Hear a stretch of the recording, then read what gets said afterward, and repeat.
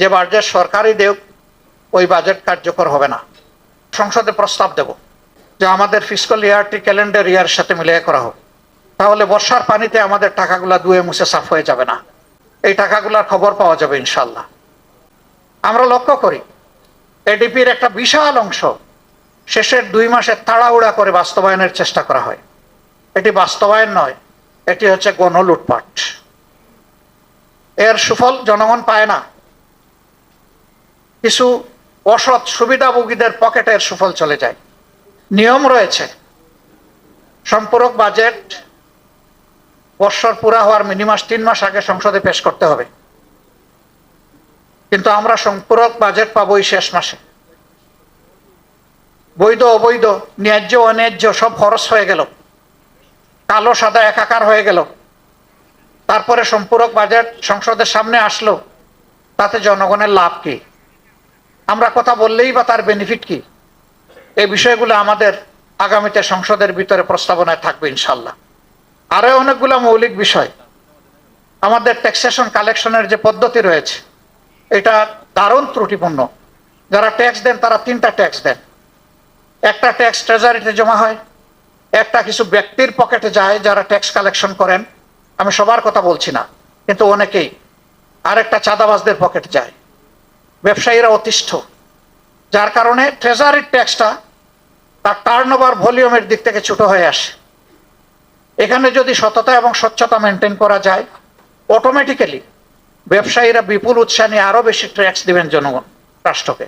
নেতারা তখন জনগণকে ওয়াদা দিয়েছিলেন যে এমন একটি দেশ আমরা জনগণকে উপহার দেব যেখানে ন্যায় বিচার প্রতিষ্ঠিত হবে, কোনো বৈষম্য থাকবে না এবং অর্থনৈতিক সংকট দূর হবে, বেকারত্ব থাকবে না, আমরা সমস্ত শিশুদেরকে তাদের প্রাপ্য শিক্ষা নিশ্চিত করব। কিন্তু না, তার কোনো ওয়াদাই পূরণ হয়নি। বরঞ্চ এখানেও এসে জনগণের অভিপ্রায়ের প্রতি সম্মান দেখাতে তৎকালীন সরকার দারুণভাবে ব্যর্থ হয়েছিল, যার কারণে 4 বছরের মাথায় দুঃখজনকভাবে তাদেরকে বিদায় নিতে হয়েছে। ক্রমাগত পট পরিবর্তনের মধ্য দিয়ে আজকের বাংলাদেশে সেইখানে দাঁড়িয়েছে। 24 সালে এদেশের মানুষ একটি পরিবর্তনের আকাঙ্ক্ষা বুকে নিয়ে বুক পেতে লড়াই করেছিল। এ লড়াই কোনো দলের পক্ষ থেকে হয়নি, এ লড়াই হয়েছে জনগণের পক্ষ থেকে। এর আগে আমরা বিরোধী দলে যারা ছিলাম দফায় দফায় আমরা নির্যাতিত হয়েছি, আক্রান্ত হয়েছি, জেলে গিয়েছি, জীবন দিয়েছি, ফাঁসির কাস্টে ঝুলেছি, আমরা আন্দোলন করেছি, কিন্তু স্বৈরাচারকে আমরা তাড়াতে পারিনি।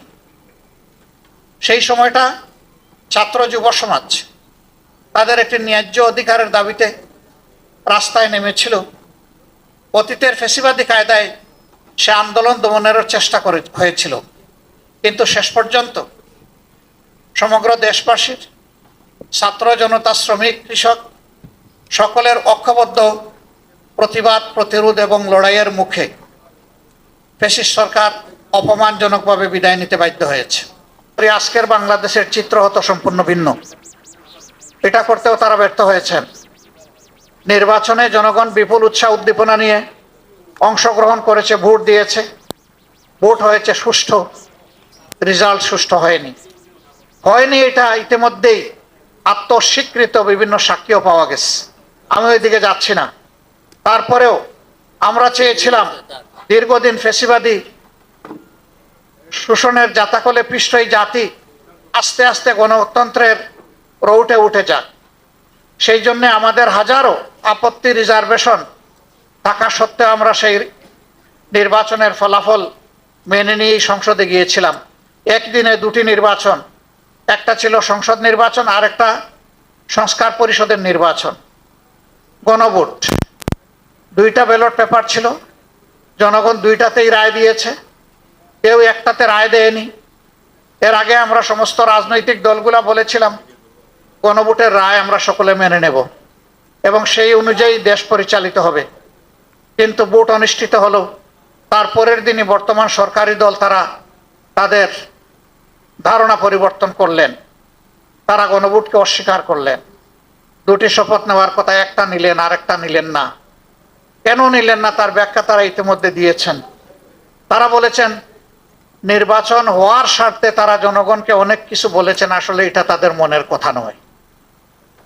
যদি রাজনীতিবিদরা এরকমই জনগণকে ধোঁকা দিয়ে থাকেন, তাহলে রাজনৈতিক প্রতিষ্ঠানের উপর জনগণের আস্থা তৈরি হবে কিভাবে? আমরা বিস্মিত, আমরা নিন্দা জানাই। ঠিক হয়নি জনগণকে এইভাবে ধোঁকা দেওয়াটা। আপনারা দেখেছেন সংসদের ভিতরে গণভোটের গণরায়, যা ৬৮.৬% মানুষ ভোট দিয়ে হা বলেছিল, তার পক্ষে বিরোধী দলের অবস্থান ছিল ঐক্যবদ্ধ এবং স্পষ্ট। আমরা আলোচনা করেছি, কিন্তু ২/৩ জুড়ে সরকারি দল আমাদের দাবি অগ্রাহ্য করে বাস্তবে জনগণকে অপমানিত করেছে। গণভোটের রায় ব্যর্থ হওয়ার দলিল বাংলাদেশেও নাই, বিশ্বেও নাই। গণভোট বাংলাদেশে নতুন ছিল না, এটি চতুর্থ গণভোট। এর আগে ৩টে গণভোট অনুষ্ঠিত হয়েছে এবং যথারীতি তার গণরায় বাস্তবায়িত হয়েছে, কিন্তু এবারে সেই প্রথমে বিপত্তি ঘটল। আমরা জানি কি জন্য ঘটেছে। আমরা যা আশঙ্কা করেছিলাম এখন তা স্পষ্ট হয়ে উঠেছে সমাজে।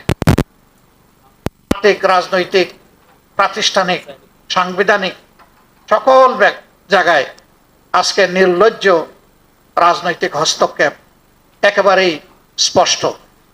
সেন্ট্রাল ব্যাংক থেকে শুরু করে বিভিন্ন ব্যাংক, বীমা কর্পোরেশন, এই সবগুলা আজকে সেই থাবা বিস্তৃত হচ্ছে এবং সমাজের অপরাধী লোকদেরকে গুরুত্বপূর্ণ জায়গায় বসিয়ে দেওয়া হচ্ছে। যাদের বিরুদ্ধে অপরাধ বিভিন্নভাবে, যদি দেশের রাজনৈতিক ব্যবস্থাপনার রাজনৈতিক অন্যায্য হস্তক্ষেপ অব্যাহত থাকে, তাহলে ইতিমধ্যেই অর্থনীতির ২ অঙ্গের এক অঙ্গ মাটির সাথে পড়ে গড়াগড়ি বাঁচছে, স্টক মার্কেট। আরেকটা অঙ্গ ব্যাংক, বীমা কর্পোরেশন, এটাও যদি এলোমেলো বিধ্বস্ত হয়ে যায়, তাহলে জাতির গন্তব্য কোথায় গিয়ে দাঁড়াবে? মূল দায়িত্ব সরকারি দলের। তারা এই দায়িত্ব এখন পর্যন্ত পালন করার কোনো সদিচ্ছা তাদের ফুটে ওঠেনি। কিন্তু আমরা এই দেশকে ভালোবাসি। এই দেশকে ভালোবাসার কারণেই আমরা মনে করি যে আগামী বাজেট কেমন হওয়া উচিত সেই ব্যাপারে জনগণের অভিপ্রায়কে অনুধাবন করে জনগণের সামনে আমাদের চিন্তাগুলো পেশ করা উচিত। এটি বাজেট নয়, এটা বাজেটের পূর্ব ধারণা। এখান থেকে যদি সরকার ভালো কিছু পিক আপ করেন, জনগণ উপকৃত হবে। এটা কোনো দলের বিষয় নয়। আমরা এই বাজেট কোনো দলের জন্য দিচ্ছি না। এই বাজেট 18 বা 20 কোটি মানুষের জন্য হতে পারে। আমরা যে প্রস্তাবনাটা জনগণের সামনে পেশ করব, এটা শর্ত আছে। এই বাজেট বাস্তবায়নের জন্য সততা, স্বচ্ছতা লাগবে, জবাবদিহিতা লাগবে। সততা, স্বচ্ছতা, জবাবদিহিতা যদি নিশ্চিত করা যায়, আমরা মনে করি যে বাজেট প্রস্তাবনা আমরা করব সেটা অবশ্যই অর্জনযোগ্য, এটা অর্জন করা সম্ভব। কিন্তু যদি সততা, স্বচ্ছতা এবং অ্যাকাউন্টেবিলিটি না থাকে, তাহলে যে বাজেট সরকারই দেব ওই বাজেট কার্যকর হবে না। আরো কিছু বিষয় আমাদের প্রস্তাবনায় থাকবে, সেটা এখানে এবং সংসদে। আমাদের ফিসকাল ইয়ার হচ্ছে জুলাই টু জুন। জুন মাস বর্ষা, খরা, দুর্যোগ, সাইক্লোন, এগুলাতে সাধারণত আমাদের দেশ আক্রান্ত হয়। আমরা লক্ষ্য করি এডিপির একটা বিশাল অংশ শেষের 2 মাসে তাড়াহুড়া করে বাস্তবায়নের চেষ্টা করা হয়। এটি বাস্তবায়ন নয়, এটি হচ্ছে গণলুটপাট। এর সুফল জনগণ পায় না, কিছু অসৎ সুবিধাভোগীদের পকেটে এর সুফল চলে যায়। আমরা সংসদে প্রস্তাব দেব যে আমাদের ফিসকাল ইয়ারটি ক্যালেন্ডার ইয়ারের সাথে মিলিয়ে করা হোক। তাহলে বর্ষার পানিতে আমাদের টাকাগুলা ধুয়ে মুছে সাফ হয়ে যাবে না, এই টাকাগুলার খবর পাওয়া যাবে ইনশাল্লাহ। নিয়ম রয়েছে, সম্পূরক বাজেট বর্ষার পুরা হওয়ার মিনিমাম 3 মাস আগে সংসদে পেশ করতে হবে, কিন্তু আমরা সম্পূরক বাজেট পাবো এই শেষ মাসে। বৈধ অবৈধ, ন্যায্য অন্যায্য সব খরচ হয়ে গেল, কালো সাদা একাকার হয়ে গেল। তারপরে সম্পূরক বাজেট সংসদের সামনে আসলো, তাতে জনগণের লাভ কি? আমরা কথা বললেই বা তার বেনিফিট কি? এই বিষয়গুলো আমাদের আগামীতে সংসদের ভিতরে প্রস্তাবনায় থাকবে ইনশাল্লাহ।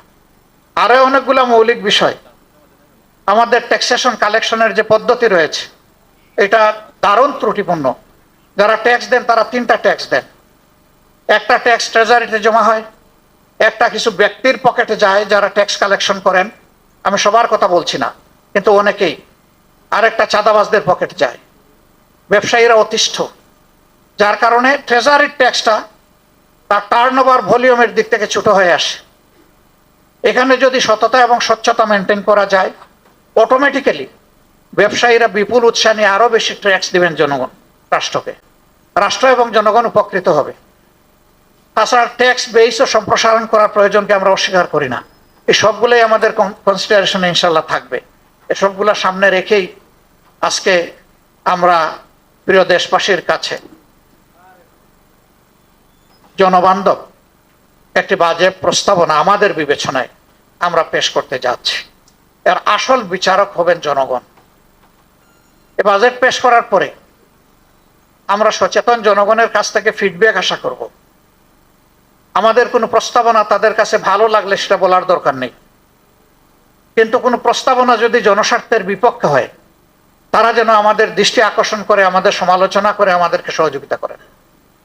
আমরা দৃষ্টি আকর্ষণ এবং সমালোচনাকে অভিনন্দন জানাবো, এখান থেকে শিখব, আমাদের জ্ঞানের ঘাটতি পূরণ করব, জনগণের জন্য আগামীতে আরো সুন্দর এবং আরো পরিপূর্ণ চিন্তা করার প্রয়াস পাব। আজকের এই সম্মেলনে আপনারা যারা এসেছেন, আবারও সবাইকে আমাদের পক্ষ থেকে কৃতজ্ঞতা এবং অভিনন্দন জানিয়ে আপাতত আমার বক্তব্য এখানেই শেষ করছি। আল্লাহ তাআলা আগামীতে মিলেমিশে জনগণের আকাঙ্ক্ষার একটা বাংলাদেশ আমাদেরকে গড়ে তোলার তৌফিক দান করুন। আসসালামু আলাইকুম ওয়া রাহমাতুল্লাহি ওয়া বারাকাতুহু।